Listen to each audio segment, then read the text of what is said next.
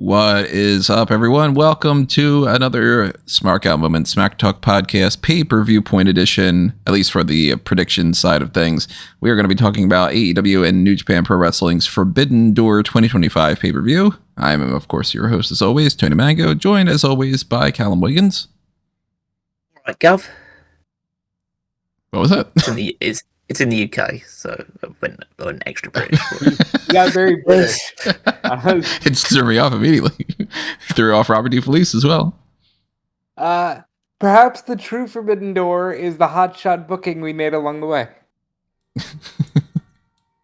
I want to make some sort of Forbidden Door jokes that are gonna get this channel flagged, but we're a little early in the podcast, so hey everybody, drop your comments below. Tell us your Forbidden Door jokes. Tell us anything else that you want to talk about. Of course, Discord is a great way for you to chat it up, and there is no censorship over there.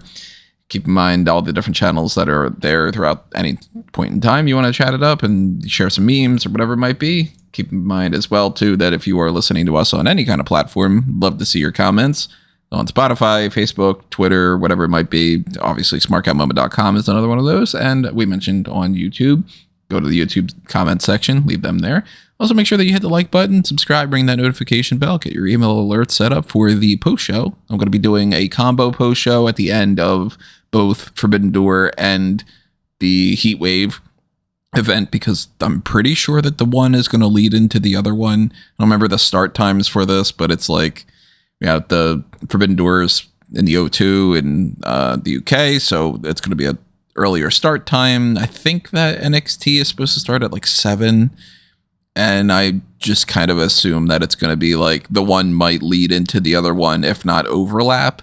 So there's not going to be time to be able to do a dedicated post show for Forbidden Door. I'll have to just do one after Heatwave. But, whatever it is, get your emails set up for that. Also, if you want to help us out on the monetary side of things, hit the thanks button. Also, click on the join button to get yourself access to the Darkcast tier, the Pick Your Poison tier, or anything else you could see also on patreon.com/smarkoutmoment if you're interested in the non-YouTube version of that. Redbubble and TeePublic is where you can pick up merchandise as well until I switch over to some other different thing that would be much better than those two because I don't like them. But I haven't figured that out yet. And the more support that we get for the Redbubble and TeePublic stuff, the more that I can switch over to something else and give them a big middle finger and leave them. But we got 9 matches to talk about, at least as far as what is currently advertised for this show. Now, there could always be changes. We got Dynamite's going to happen tomorrow. We got Collision. There's just the option of posting stuff on social media as well. Tony Khan at random could just be like, by the way, there's also this match on the pre-show. It happens. If that happens in the meantime, before we get around to the hot tags, then we will address those things on the hot tags as per usual. And of course, there is still at least one element of this card that has not been figured out yet, which we'll get into. So we know at least 2 things actually are sort of in limbo, but hey, we got Forbidden Door mostly locked down right now. So we're going to give our predictions, what we're looking forward to, what we're kind of like disappointed in for the build, whatever it might be. We invite you to do the same in the comments below. So let's just get into it. The 9 matches on the card are, I would assume, the overwhelming majority, but not the full card. None of this has been announced for the pre-show yet, and it's kind of impossible to even predict what the whole countdown thing is going to be. And 0 hour can include anywhere between 1 to 5 matches for all we know. Actually, do we have a start time for when Forbidden Door is happening? Like, what's the when do the doors open, Callum? The doors open at 4 p.m. UK time. Okay, so that'd be 11 in the morning for like EST. So what? I don't know if it's 11, 12ish, something like that. I don't know exactly. Do you remember? Because you've been doing an AEW show before. Do you remember if like they have like a half-hour window before they start, like WWE does, or if it's a little bit longer than that? I can't remember off the top of my head. I think it usually started about an hour and a half after but that might have been just the main show. It's not really something that I pay much attention to. Yeah, usually it's a matter of, are you there on time? Okay, well then you don't have to worry about it. I'm Okay, so assuming. on the Good. graphics, the pay-per-view is scheduled to begin at 1. So that's not counting the 0 hour, That's right? not counting the 0 hour. So I'm guessing 0 hour 11:30.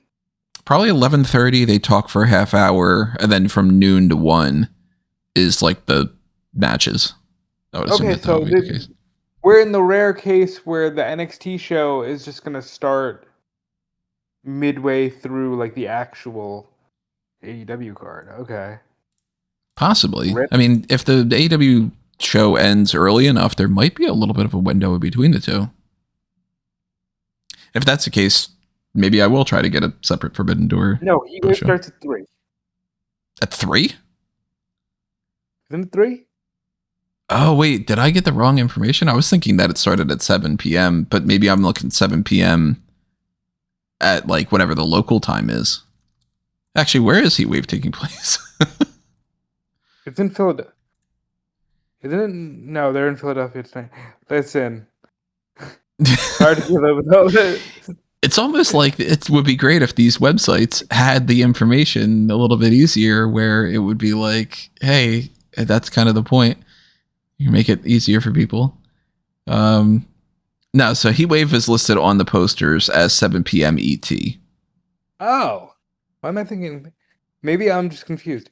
But all right, so wow, we really have to follow up Forbidden Door with Heatwave. Okay.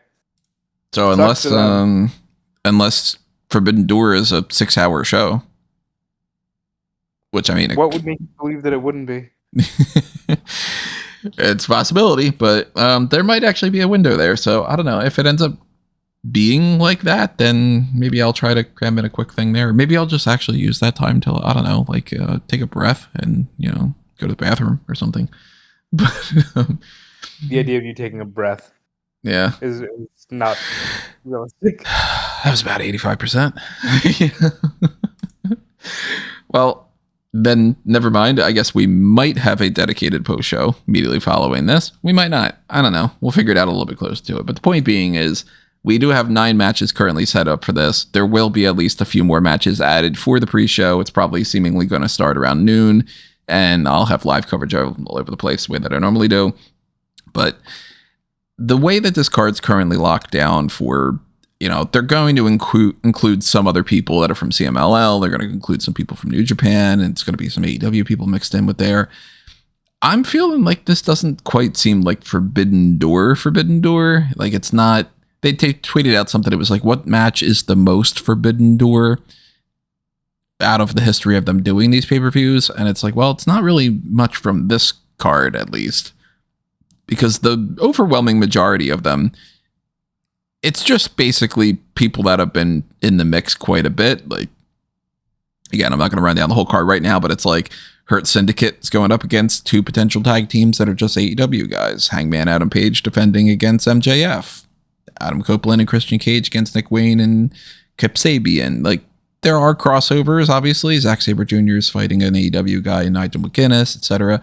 But, when you get Okada versus Strickland and a few more of those on this card, it's almost like it's AEW Forbidden Door guest starring a few extra other little people. And then that's the typical pay-per-view for the most part.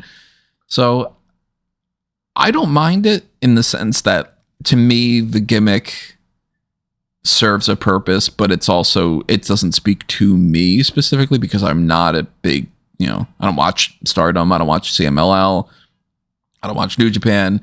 So when it's like Hiromu Takahashi against Kyle Fletcher, I'm like, okay, that's for a Forbidden Door match. I'm not a Takahashi fan that can tell you the best 10 matches that he's ever had. So that doesn't really do much for me. But I can understand people complaining about it. And overall, I'm looking at this card and going, this should be a good enough card. I would tweak a couple things. And honestly, some of the things I would tweak are the things that are the most Forbidden Door elements of it. So how do you guys feel about the whole like Forbidden Door aspect of this lineup so far? Disappointing? Good?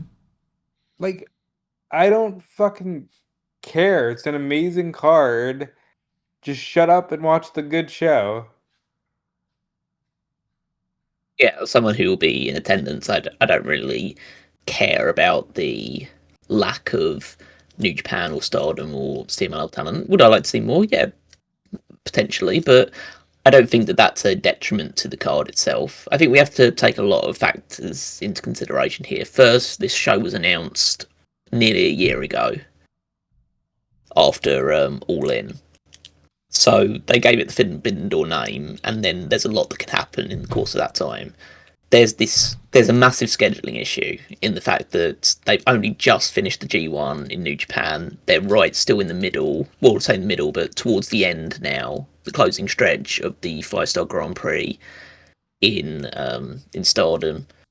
And there's also kind of there isn't really as much like issue with the CMLL side of things, but there seemingly is a reluctance to send a lot of people over right now to there.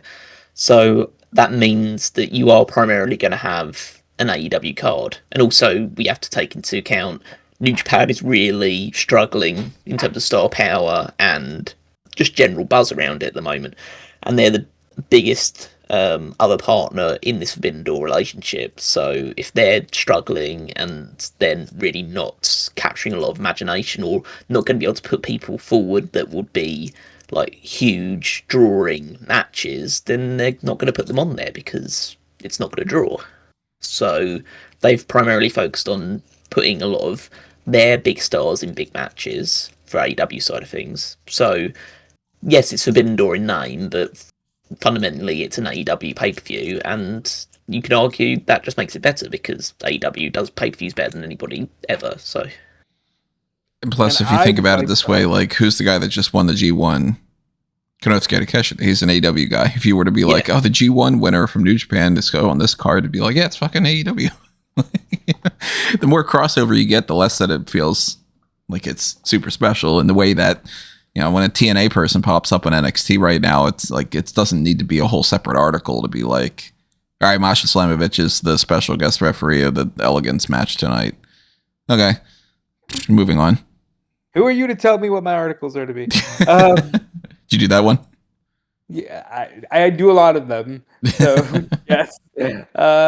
No, but seriously, like, I think that this card looks amazing. I made the hotshot booking joke at the start because it kind of is, but like, it's a great looking card. You do have some fun Forbidden Door aspects. You got Tanahashi's final match in the UK, and I think it's gonna be really good.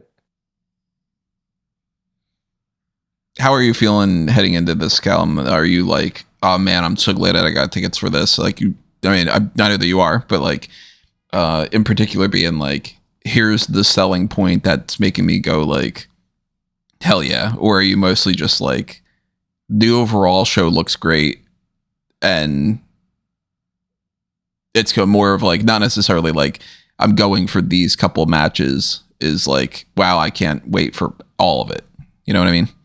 oh yeah, I'd certainly go out for it because it's, as I say, and I'd say this just fully without any sort of irony, and I know it's biased stuff like that. AEW is the greatest wrestling promotion that's ever existed, and I'm going to go watch them. So, and I've thoroughly enjoyed both shows I've gone to see in Wembley Stadium, even though, you know, there was, like, I probably would have more issues with the first All In than I'll have with this one. This card looks way better than the first All In card did. And yeah, so there's really not much to disappoint me. Like, there's nothing that's surer in professional wrestling than AEW pulling out a great pay-per-view. You probably can count on less than one hand the amount of mediocre to bad pay-per-views they've had.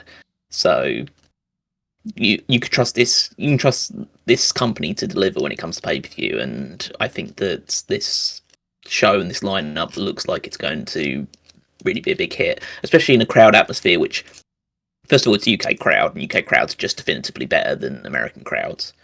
So you really are trendsetters too. Oh yeah, by miles better. We're like, it's because, and it's also just due to the fact that we just don't get this sort of top promotion appearances as often. Like, we're gonna have a show in like Glasgow for Dynamite, and then we're going to have this show. But then that's going to be it for the UK for the year for AEW, almost certainly.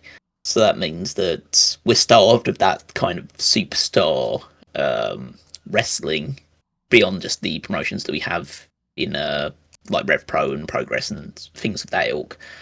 But yeah, and we're allowed when it's WWE shows as well. It's not just like an AEW thing, but I think there is a big passionate following for AEW in the UK in particular with their like deal with the ITV, which means that it's basically on like free terrestrial television for us.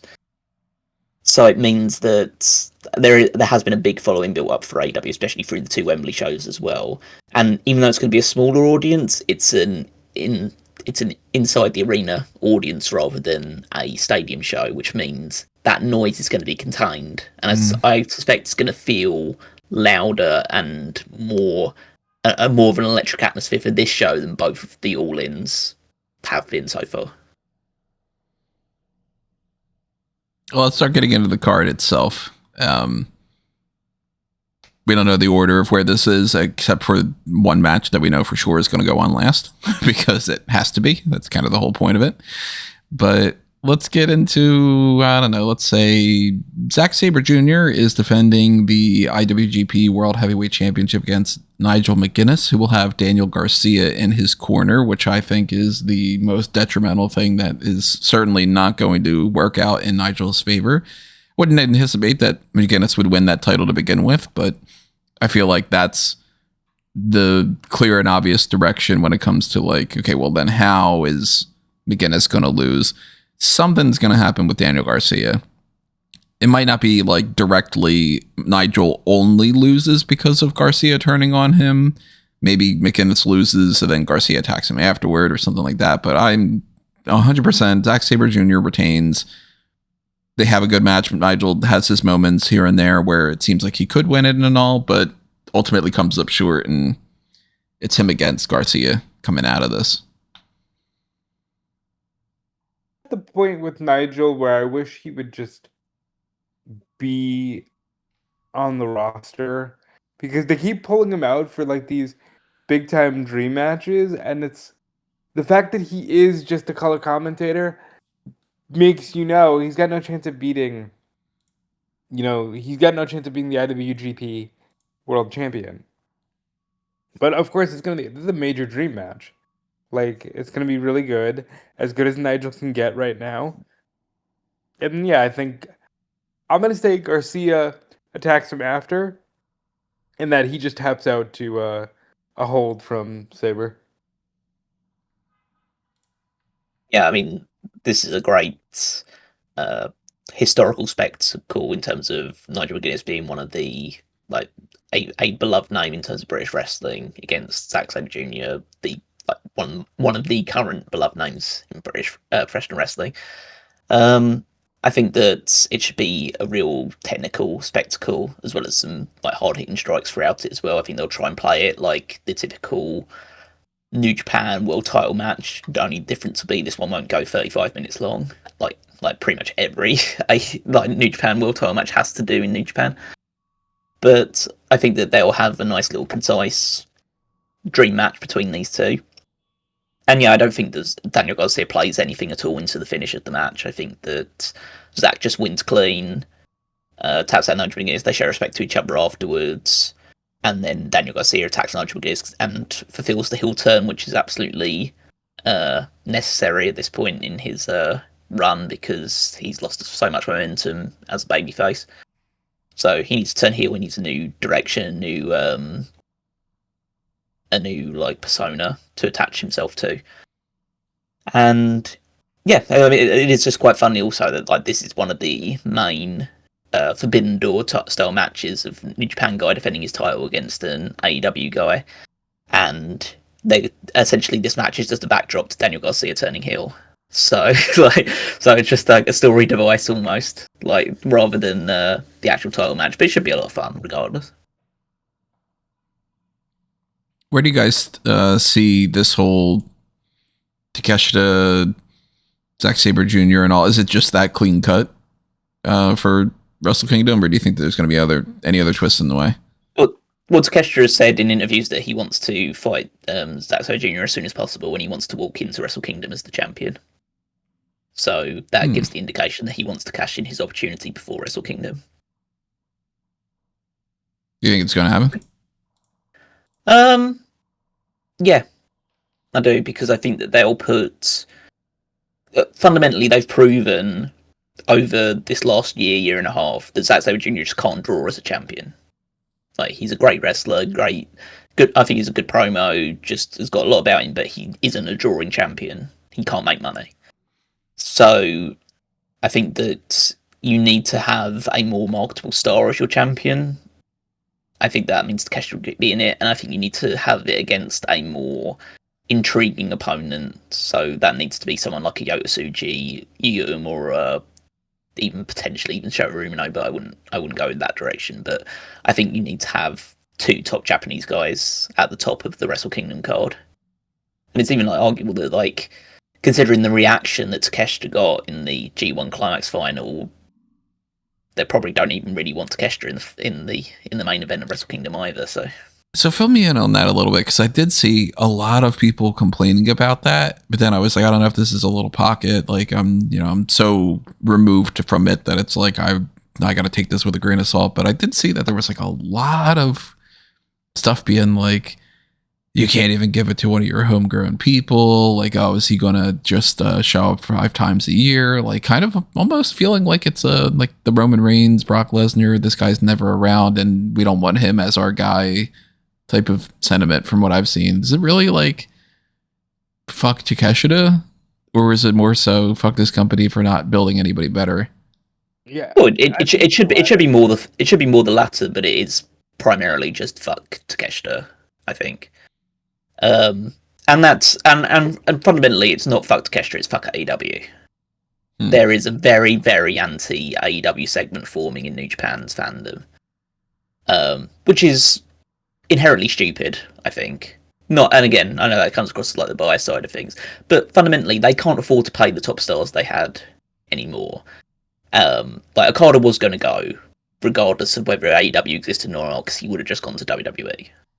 He just ended up going to AEW instead, which means he can appear on a show like this, which is being co-promoted by New Japan. They were going to lose Ospreay. But arguably, Ospreay maybe not so, because I don't think Ospreay would ever have gone to WWE, but, like, if another promotion was around, a second choice, good option. I mean, he might have been a reason why TNA may have never needed to attach themselves to WWE, because he probably would have gone there before he went to WWE. He would have gone to TNA. Yeah. But then people just point to the fact that, like, there is just this base narrative that AEW steals all of their top stars, and that's why things are a downturn, as opposed to the fact that they just haven't, like, Gado's done an awful job of building up new stars for New Japan. The young lions that they touted so readily 2 or 3 years ago are still just not anywhere closer to being established main event guys. And they went into the G1 final in a position where they had to, in order to try and make sure Takeshita got cheered, put him against the most loathed heel in a faction that most people have grown sick and tired of in the House of Torture and Evil. And Evil still got cheered over Takeshita by a good proportion of the audience. So they have just, as I think it's a lot of frustration in New Japan right now with the AEW partnership, with the booking, with just a lot of stuff surrounding that company right now. It's on its knees in terms of its popularity right now, and it's not, it's not going to go anywhere. It will rebound at some point, but right now it's as bad as it's been in years and years and years for them. So you'll have to wait and see. There is a negative sentiment towards Takeshita. He's an AEW first guy. He is signed with New Japan, so he is technically a New Japan guy as well, but he'll go where the money goes, which is with AEW. But I think that they will make him champion, just because even though there is a loud vocal, like, proportion of the New Japan audience that isn't a fan of this approach, I think that overall there is still enough people that understand how great of a wrestler he is, especially when he's on his game. So, and I definitely think it can't be any worse than having Zack as your champion. And again, I say that as a guy who's a big fan of Zack Sabre Jr., but he's just he's not a money making guy. You have a much better shot of selling out the stadium for the Tokyo Dome with Takeshita than you do Zack Sabre Jr. So I would make the title change a lot sooner. I'm gonna guess we're gonna strap the Rocket to Suji, and not just because I've picked him in the past, but like he's starting to feel like the only strong option you have for a Japanese representative. And then I kind of think they need to cut their ties for now with the West. I think stop trying to make everything this globalization, like just be New Japan Pro Wrestling, and then build your audience, and the rest will come.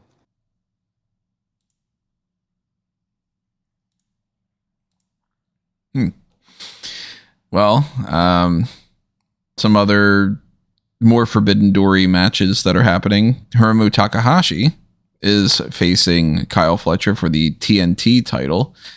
Now, just as I assume Zack Sabre Jr. retains the IWGP World Heavyweight Championship, I'm obviously fully expecting Kyle Fletcher to not drop that TNT title so quickly and drop it to Takahashi. It seems pretty straightforward to me. It's just, who can we put up against Fletcher? Who can he have a solid match with that, seems like it's a big deal? And then he beats him. Sure. Why not? Do you think that Hiromu saw what Kyle Fletcher did to Adam Cole and said, "Me next, but harder"? Like, I can see Hiromu just being like, "Please powerbomb me on the apron. Please potentially end my career so I can come back and show you that nothing can kill me." And yeah, I think this will be a great match. This is one of the ones that I saw get made and was like, all right, that's going to be a great wrestling match. Fletcher will win because there's no reason for him not to, but it'll be a lot of fun. Yeah, the result is pretty much a foregone conclusion. There's no way Fletcher's dropping the title to Hiromu, but as I say, it should be a fun match. Hiromu's not the same wrestler he was 5 years ago. He's needs to be a lot slower, more protective of himself. He still takes a lot of risks, but he's not anywhere near at the breakneck pace that he used to be at. But it should still be able to string together a great match here, especially against Kyle Fletcher, who's on such incredible form right now for his match quality. I mean, if you can carry Dustin Rhodes to a 5-star match, then you're going to have no problem having a good match with Hiromu here. So, yeah, Fletcher retains, but should be a nice showpiece for both men. Let's go to an AEW versus AEW match. The unified title, hate that name, Kazuchika Okada against Swerve Strickland. I haven't been liking this feud at all, and it's primarily because there's nothing really to it from like the promos and stuff. Like this last episode of Dynamite, for instance, they had a little bit of some issues beforehand of like some auditory, audio kind of technical problems, but it's still just like, it feels like I've watched 4 promos of the way that WWE tends to do things, which is Swerve's like, "Hey, I'm going to fight you." And Okada's like, "All right." And then they go, "I'm going to beat you." They're not. "Yeah, I am." But they're not. Well, yeah, I am. And it's like, oh my God, can you just do something? Like, I know that they're going to have a good match. Obviously, it's Okada and Strickland. Like, they're not going to have a bad match. But like, fuck me, can you do something a little bit more than just, don't you want to see these two fight and wait a couple weeks? At that point, I don't need to watch the episode of Dynamite. I'll just watch the pay-per-view then, So Okada's going to retain. He just won this belt. Swerve will give him a good fight, whatever. Like that, I'm fine when it comes to that. But man, they could have put some effort into this, I think. Par for the course for Okada's time in AEW. We're just gonna dust him off, have a banger, and we'll see you next time, pal. And Okada wins. I'd say the feud itself has been pretty just by the numbers, but I think it's just been with a deliberate attempt to make sure they're not really touching each other that much before the match itself, I think they've tried to play it quite, I guess, traditional, conventional. Like, it's more an old school approach of just, we'll have promos with each other before we have the actual match, and not really do too much physicality otherwise. But they might have a big final closing angle on Dynamite this week to help make up for any sort of lack of heat prior to it. But the match itself should be great because of the two names involved.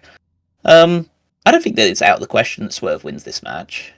It's completely out of the question. I think they're really playing up that he's hurt. I think he might be getting written off. Potentially, but they have been playing up the injury, the injuries that he suffered. So I would say I don't think it's likely. I think Okada is going to retain. But if you want to try and establish this as this secondary world title or just below the world championship, then it's not a bad idea to put it on someone like Swerve, because it helps it immediately say okay, this is the sort of level that this championship is at. You've already done it with Okada and Omega, but now you're doing it with Swerve as well, and maybe that's just enough to have him, fight for the title, because it establishes it this is at a certain level that only the really top guys that currently aren't involved in the world title picture can fight for this championship. So I'll say we'll wait and see. I think Okada will retain, but I'm looking forward to the match regardless. Where would this rank on the if you were gonna have to, obviously not everybody ranks things the way that I do all the time, but most excited matches, least excited, is this kind of towards the higher end or towards the middle, low end? I mean, it's on the higher end, definitely. I'd say probably about third, maybe. Third from the top? Yeah. Out of curiosity, what's number one? The lights out steel cage match. The fucking match where Tanahashi's gonna blow out his knees trying to jump off the cage. What's the bottom rank?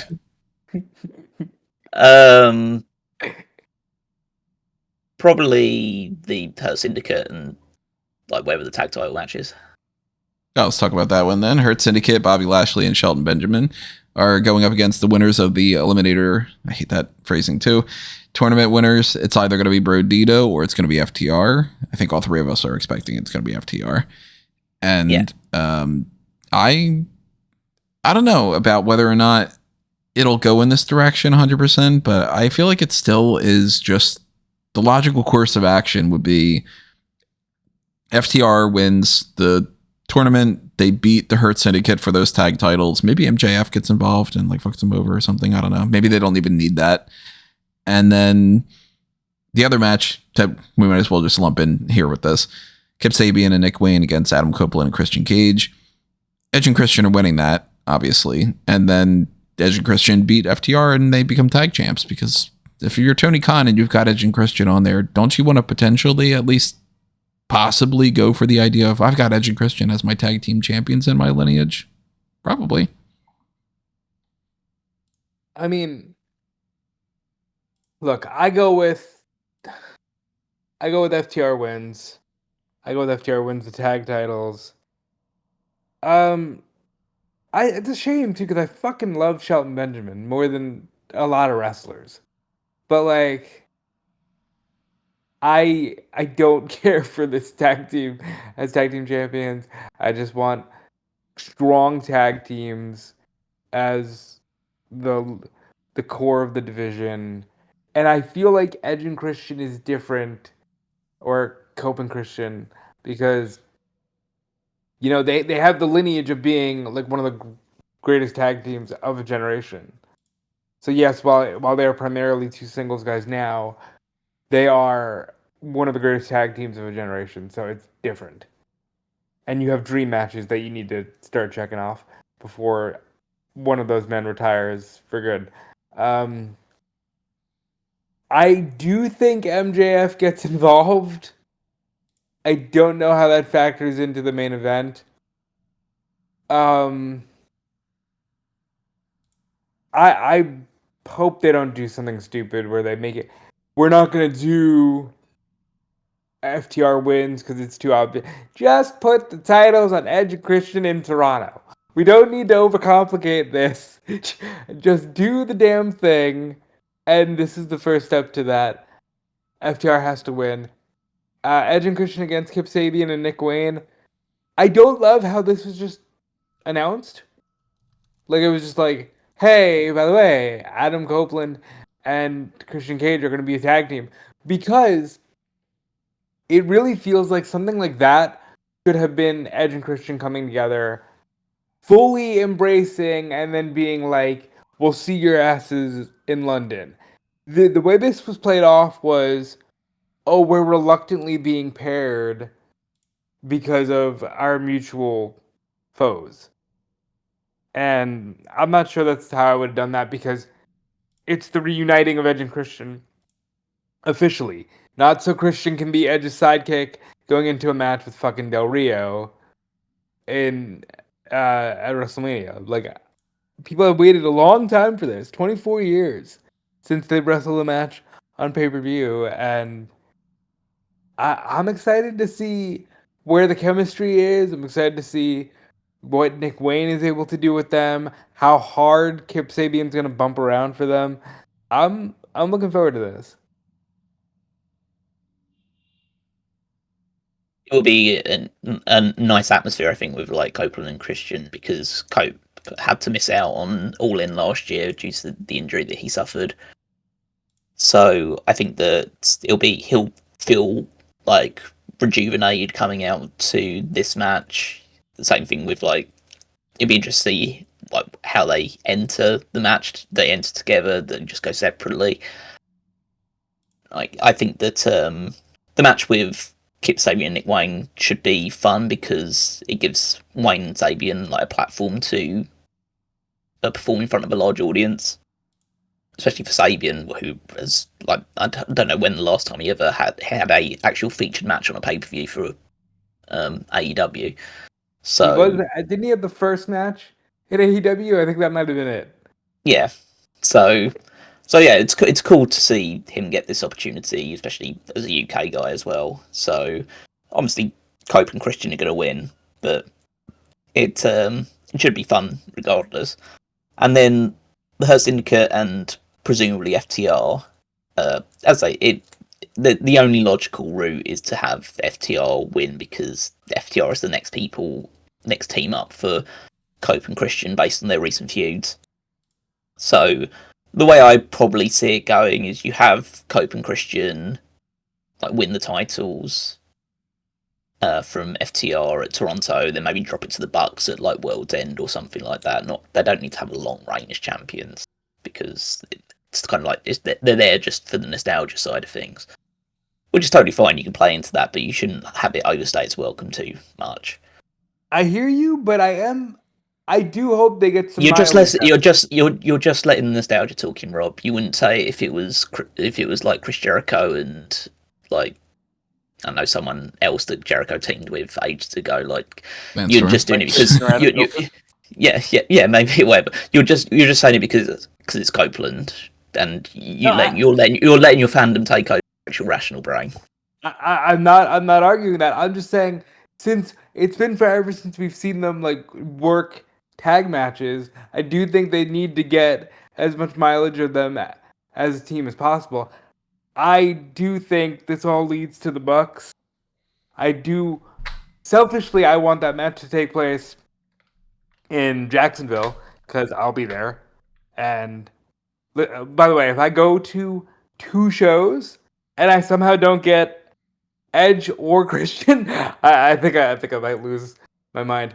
But I fully expect to see this be a short run for them, but an exciting one, and maybe one of the best, or another legacy stamp for FTR if they can bring some really good tag matches out of Edge and Christian.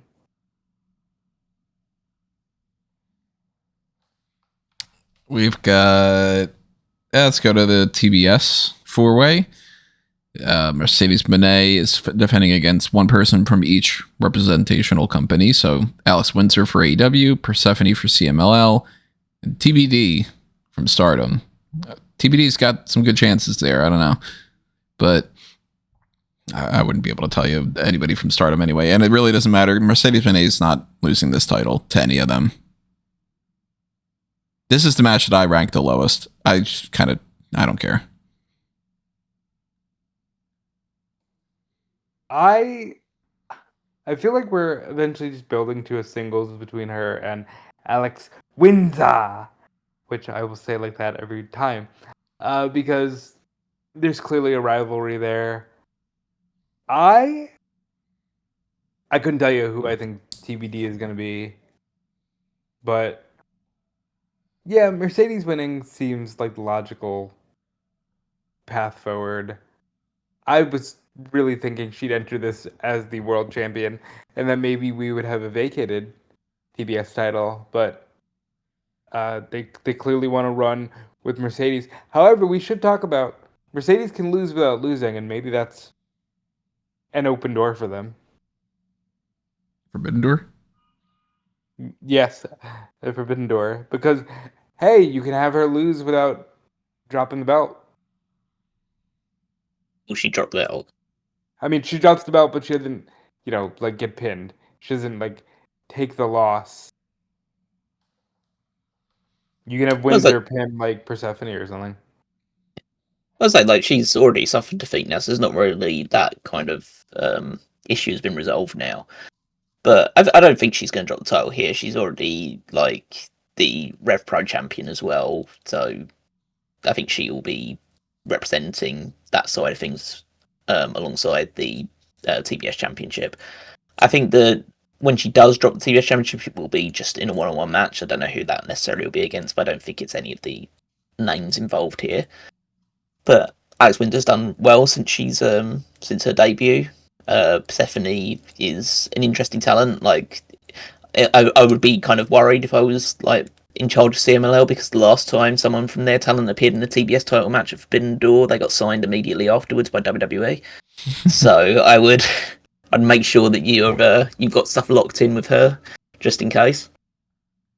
The TBD could be interesting. I think that my gut is telling me it could be Azumi, because we know how much Tony Khan appreciates Azumi's work.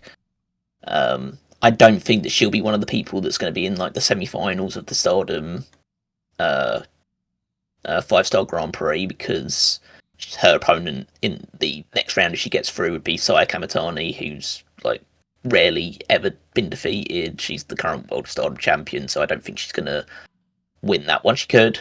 There is a chance, but like I think that's a good option. I think Starlight Kid, who's already been knocked out of the 5-star Grand Prix, would be a good option, because she's a very talented wrestler, and so there's stuff that they can do there. B Priestley, if she gets knocked out of either the playoffs or quarterfinals, could be a good option as well, because of just the UK roots as well. So I think there's plenty of options that they can go with. Obviously, we've got the whole roster to play with beyond the people that will be featuring on their the semi-finals and finals, the 5-star Grand Prix show, which I assume will be a lot of the roster. But they can probably spare at least. Well, they will have to spare one person. But yeah, so we'll just wait and see on that front, because there's just too many factors up in the air. We definitely won't know for certain until at the very least tomorrow, because we'll know by tomorrow at the very least who can't possibly be the opponent. When do you think that they're going to actually announce who it is? Probably on Dynamite. I think that probably like makes it more apparent that the person that they'll announce on Dynamite can't be someone who's currently in the playoffs. So that probably rules out both B Priestley and Azumi. So in which case, my preference would be towards either Starlight Kid, maybe May Sarah as well. I'm a big fan of her work, so those would be the two that I would prioritize. Because if you're not having it, well, to be fair, the playoffs take place in Japan earlier on Wednesday, so we might know by that point, and maybe by that point they can figure out who they're gonna put in place. So I'm pretty certain they will have announced it by Dynamite. We'll know who the final person will be. And that's a complete blind spot for me. I couldn't even begin to try to BS knowing the people from those two companies. I mean, I think it's just one of those things where it's like, all right, it's Mercedes against a couple other people. They do the match, Mercedes wins, moving on. I don't even think that this is going to turn into anything with Windsor. I think that that's kind of over and done with after this. I'm not impressed. This is the thing that I'm the least interested in for this whole show. And, the thing that I'll be, admittedly, like if I am at a situation where I'm like, let me wait. And man, I've been waiting to like, I don't know, go to the bathroom or something. It'll probably be like the entrances here or something. Cause this is just like, let me just pre-write up Mercedes Moné retained by pinfall over X. And then I'll just put the X down later, and I can say though, you're really doing a good job of giving this a chance. Then, yeah, like you really just sold me that, like, for the crowd that thinks you just hate women's wrestling, like you didn't do yourself any favors there, pal. Oh, to be perfectly honest, I'm not particularly interested in the timeless Toni Storm and Athena match either, because of the reasons that I've said a million times before. I've said this over and over again when it comes to like 3 years now. The timeless Toni Storm character doesn't click for me.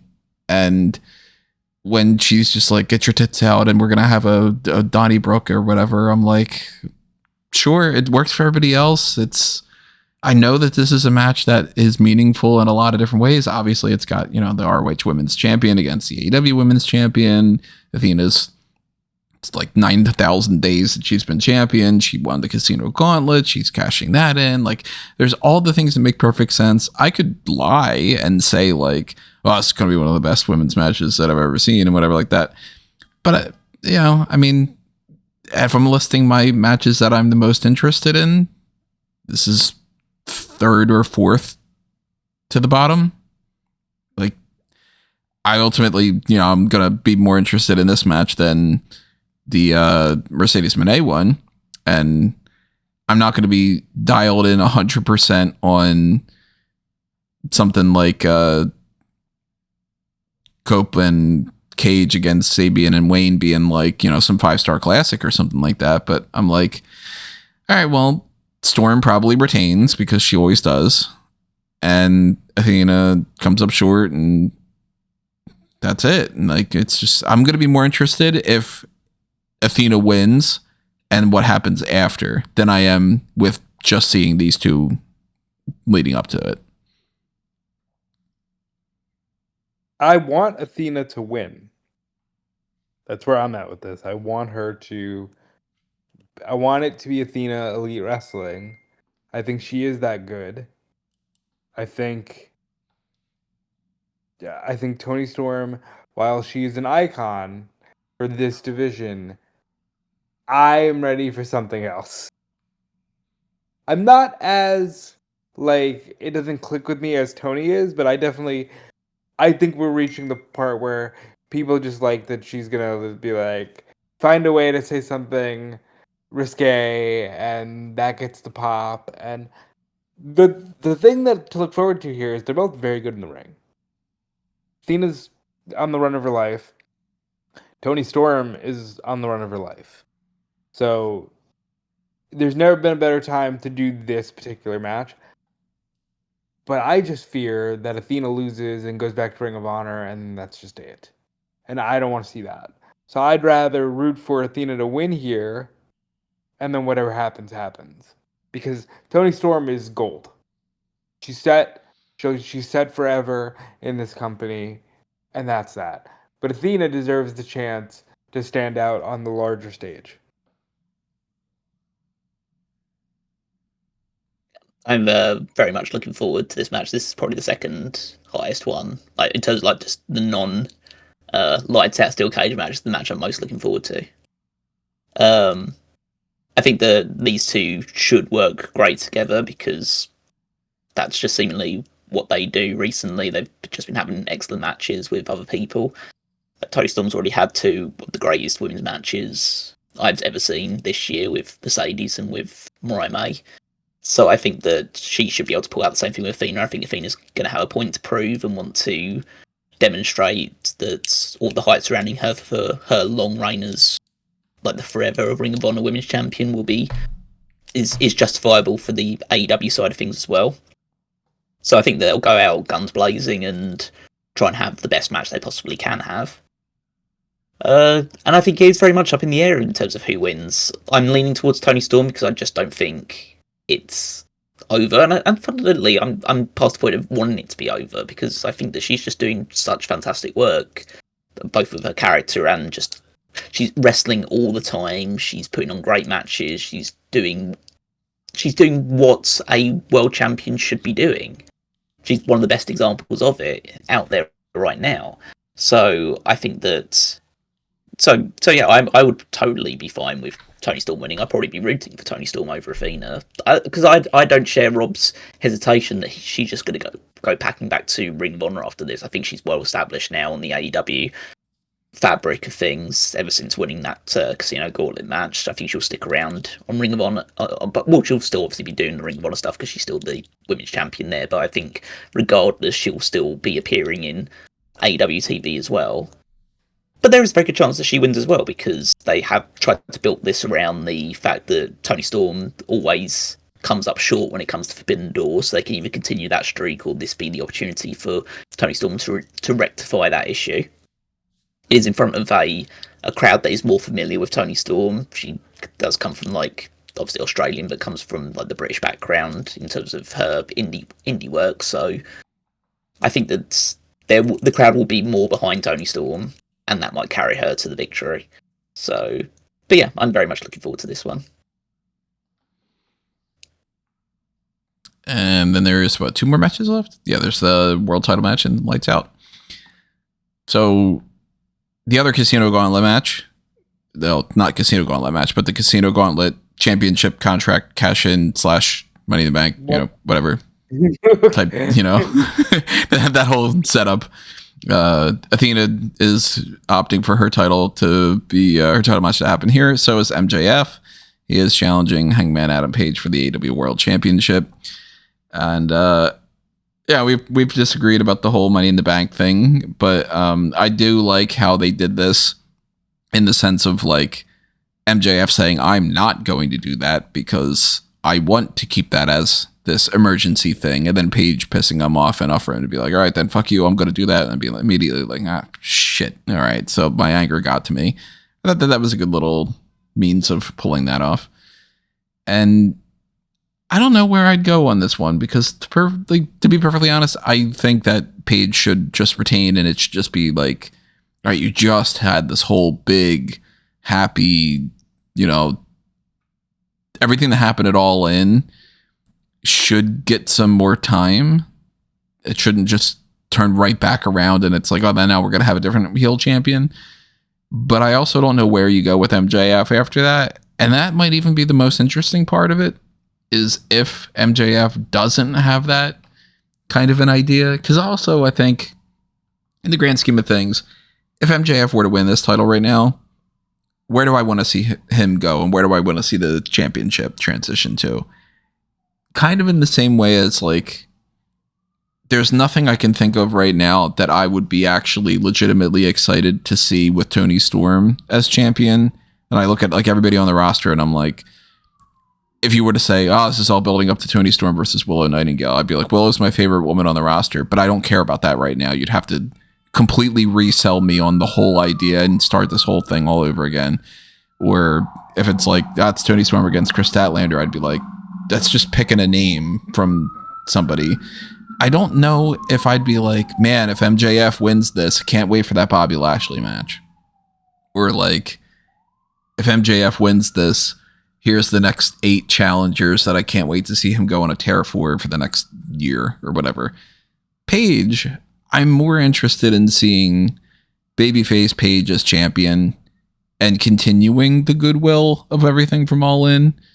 And then potentially, what can we do with MJF where he's not able to just be in that title hunt? So I'm leaning towards, I want Paige to retain. And I do think that Paige is probably going to retain. But I don't know. It's the possibility that MJF wins at the very least. I think there's a really good chance MJF wins. I would also like to see the goodwill from all in, keep going.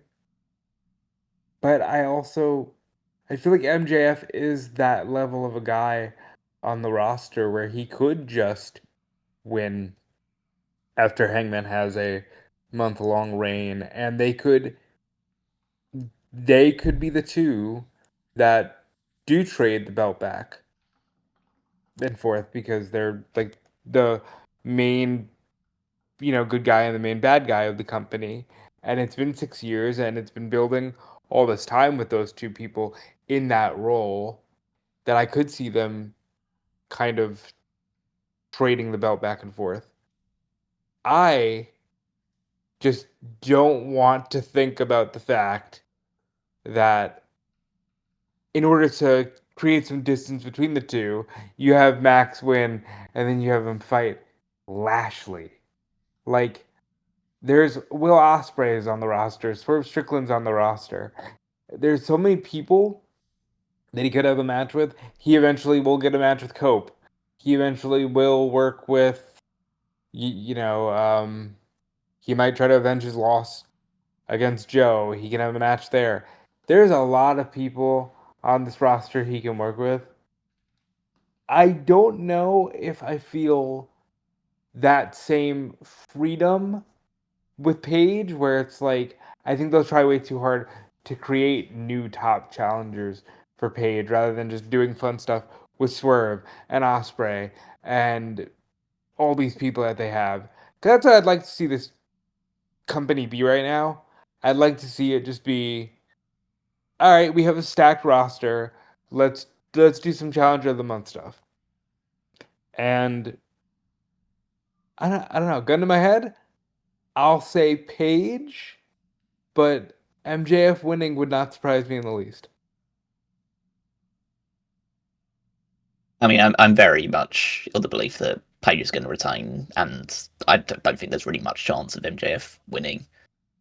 I think that like this needs to be the marquee reign for Page. This needs to be the one that defines him because of the way that he won it and like the manner that he feels so ingrained in the company right now. Like he feels like the focal point of the entire promotion. So I think having him lose this early on would do a lot of damage to that. Even if it was just a short reign for MJF and Page won it back pretty soon afterwards, I don't think it would serve a purpose.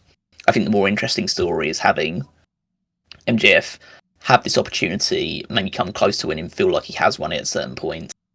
One spot that I think that's absolutely going to happen in this match is MJF's going to win, quote unquote, but Page's going to have his foot on the ropes, and Page's going to try and do the same. Look, and MJF's going to try and do the same thing that he did with Mark Briscoe, but it's not going to work this time, for whatever reason.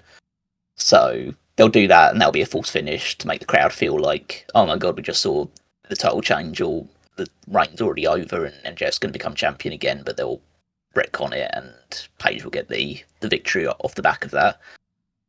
So yeah, that's how I see it going. There's a lot of stuff that MJF's got to do in the meantime. He will be likely feuding with the Hurt Syndicate one way or another. He's got Mystico to deal with because they've set up that mask versus title match for CMLL. So I don't think AEW would want their world champion to lose a match to Mystico in CMLL, even though it's a completely different promotion. They don't really consider things that they're not as high priority as like WWE would be in the same situation. But I don't think they would have MJF lose that match, and there's no way Mystico's taking his mask off, so he's going to lose that match.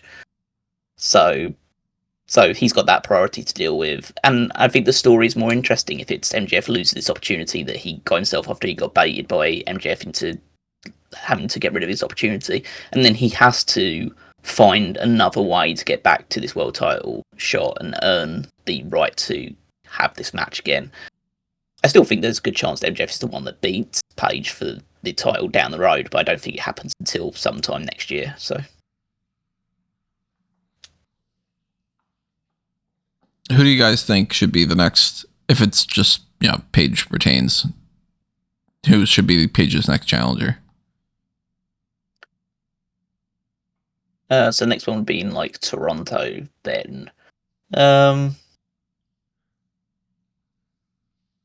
I think 'Cause I'm maybe not like, necessarily. Maybe not necessarily. I think Toronto's one would probably just be like your, as Rob says, like your challenger of the month thing. But I think by World's End it will be Daniel Garcia. That's a. I think Well, I they're was making not this. expecting that. Well, I say I think they're going to try and make this heel turn work as much as possible. So I think they'll try and like push him significantly off the back of that, and I think he'll end up being like a challenger for Hangman Page. He won't win the title, but it means that it helps establish him a bit like higher up the food chain because of that. All right.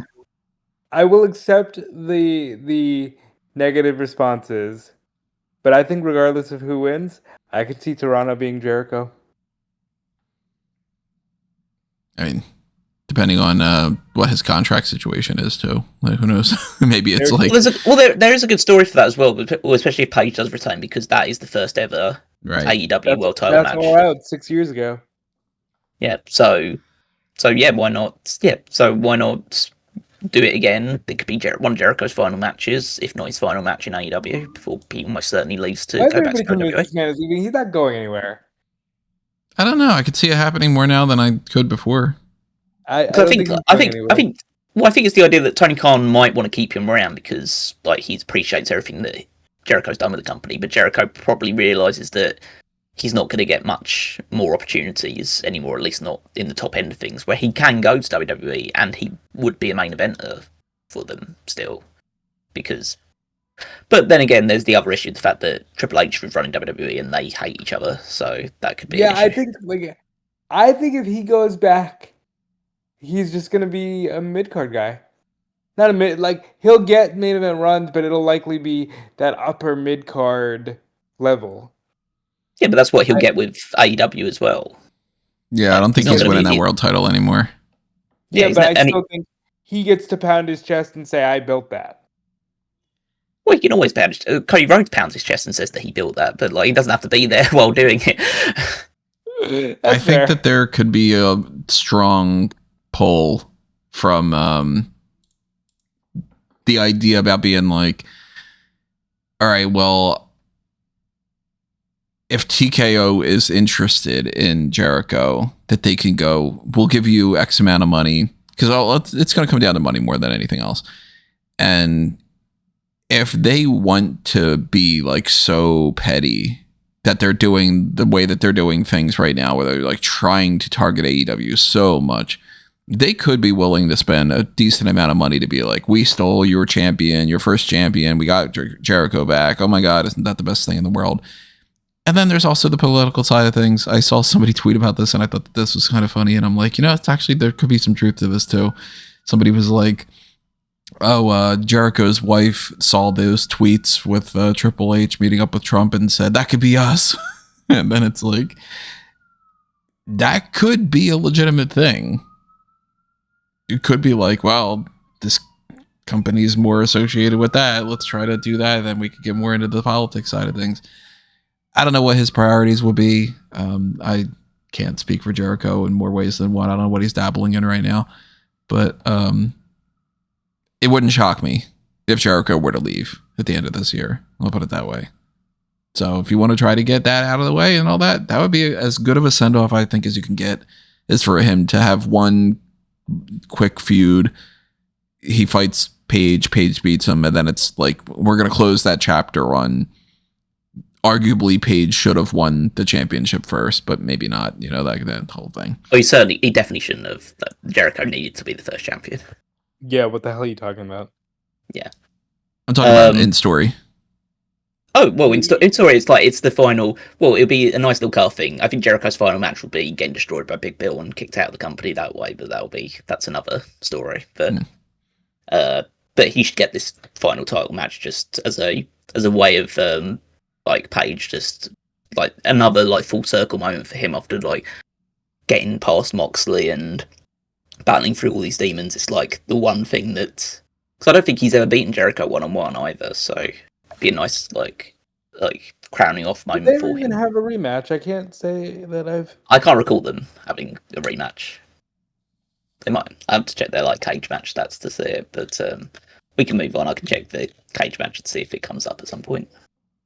If we did, doesn't register to me. Like, I still feel like that should just be like the, circle back and then Paige wins and it's like, yeah, I got you now, fucker, that kind of thing. Yeah, it's a good one-off feud that you can do while you're setting up the putting the wheels in motion behind who you want to be the next, like, quote unquote real challenger for him, or the next actual feud for him beyond this kind of one-off match.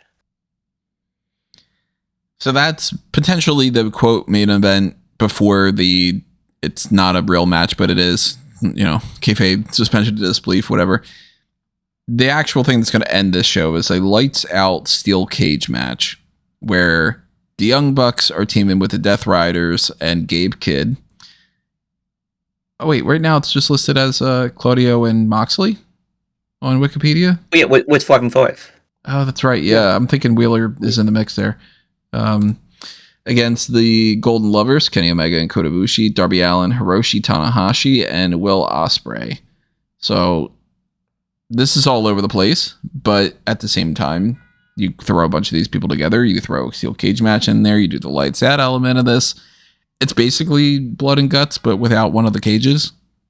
And, slightly different rules in the sense of you're not going to do the whole, like, one person comes in, another person comes in, that kind of thing. So, yeah, all right, I'm down for it. Beat the shit out of each other. Here is 8 men who are willing to kill themselves for wrestling and the Young Bucks. And I think this is going to be absolutely fucking insane. And one of the best spectacle matches this company could possibly put on. And Callum, when this match was announced, I just immediately was like, oh, I know he's happy that he's going. Because this shit is insane.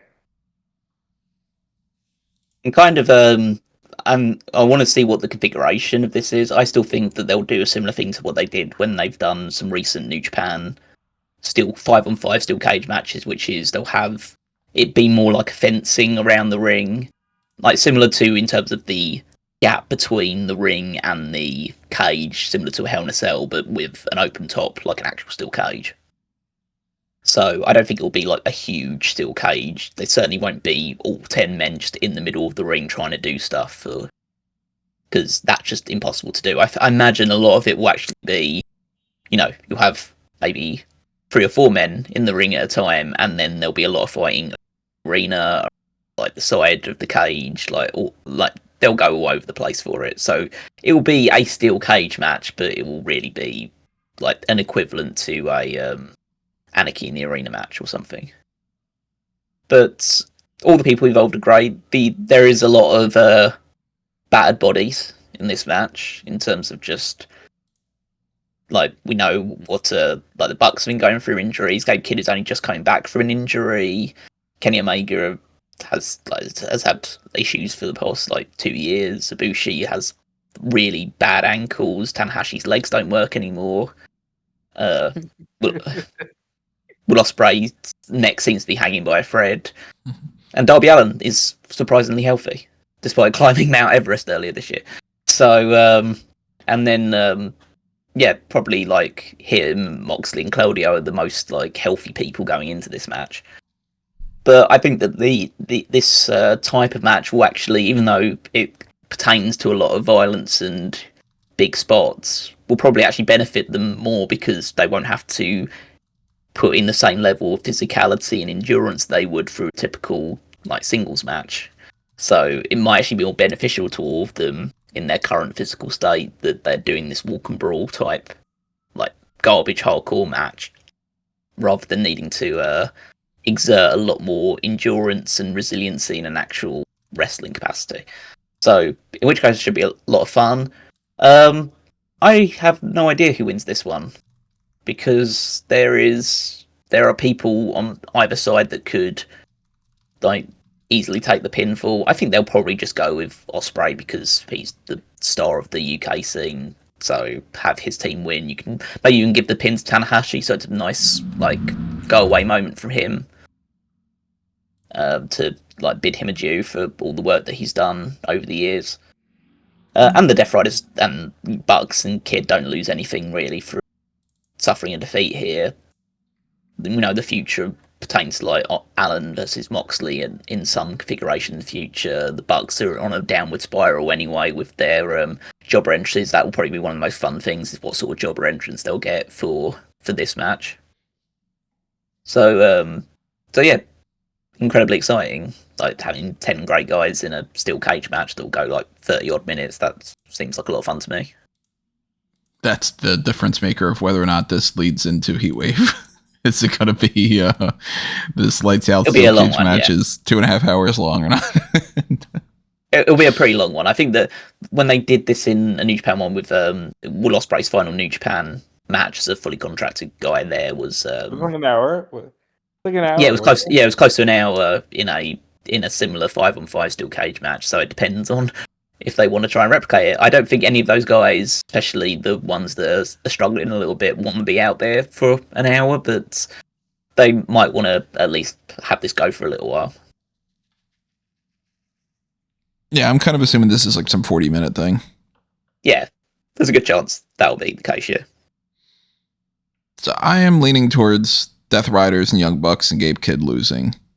And that it's just, another in the trend of like Death Riders kind of like, they don't need to win everything anymore because they're not protecting the champion and everything. So it's just sort of maybe Darby Allin gets to pin on Moxley. Maybe Darby Allin gets to pin on somebody else. And then it's like, okay, well, I still need to fight Moxley on my own. But, whether it's like Tanahashi pins Nick Jackson or if it's Will Ospreay gets the win on somebody or whatever, like I do expect it to be babyfaces winning this one. Wouldn't be the end of the world or wouldn't be super shocking or whatever if they don't, but I kind of see no reason why the babyfaces shouldn't win and just kind of keep that going. I guess it all depends on what they have in the future. I don't know. But and I also expect to see more people like Wheeler Yuta's not going to not get involved in this. And then, Marina Shafir is going to do something in the match. So maybe they throw a couple other people in the next year too for the babyfaces to help out with. I don't know. But that's the match that I'm, of course, most excited for. And that's not all surprising. I would assume that would be the case for most people. So there will be more matches added to this card. We will figure out who's the Stardom representative. We will figure out who the FTR and Brodido winners are. They will add some stuff to the pre-show. They might tweak some other things. Maybe they'll add a stipulation to something, whatever it might be.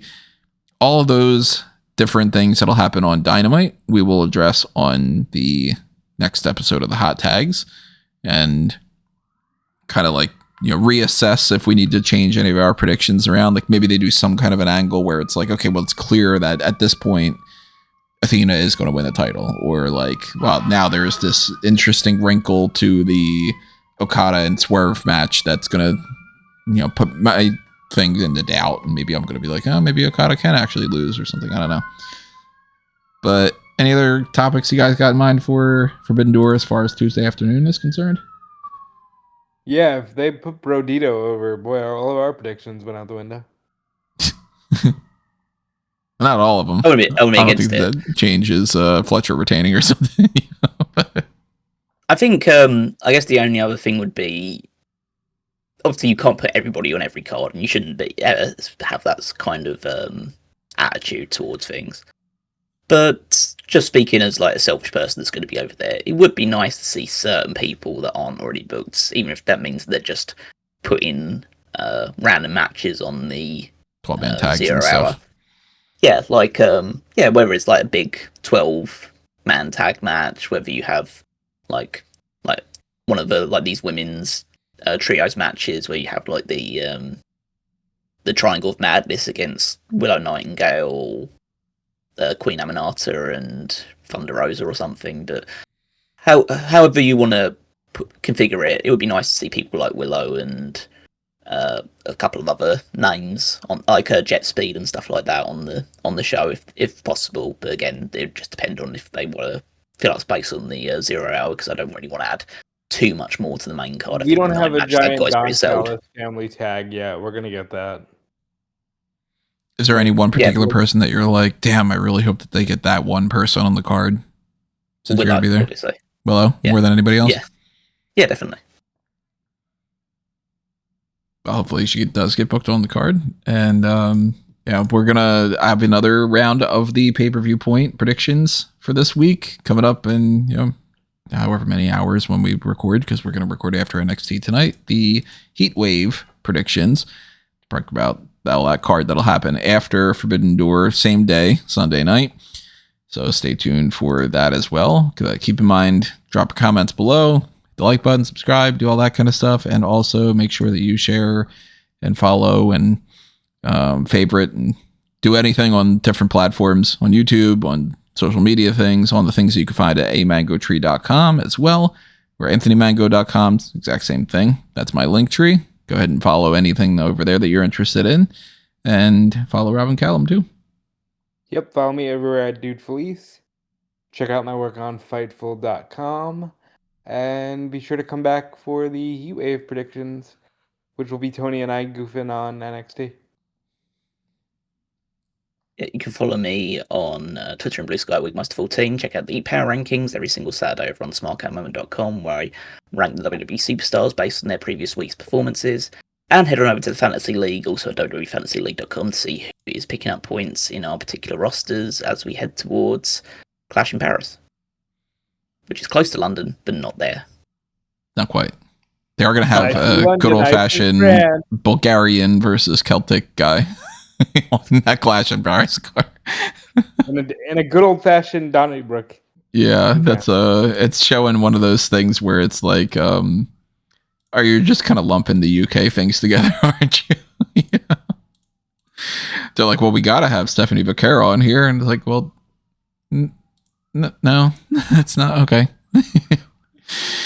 But anyway, Forbidden Door is the next technical pay-per-view that is happening. We will come back around to Heat Wave, and we'll come back around to a Hot Tags edition as well in the meantime, too. But make sure you are checking out the live coverage on the pay-per-views on this weekend. And adios for now. Thanks for listening to this episode. Thanks for your comments and everything else like that. This has been another Smart Guy moment, and we're being counted out.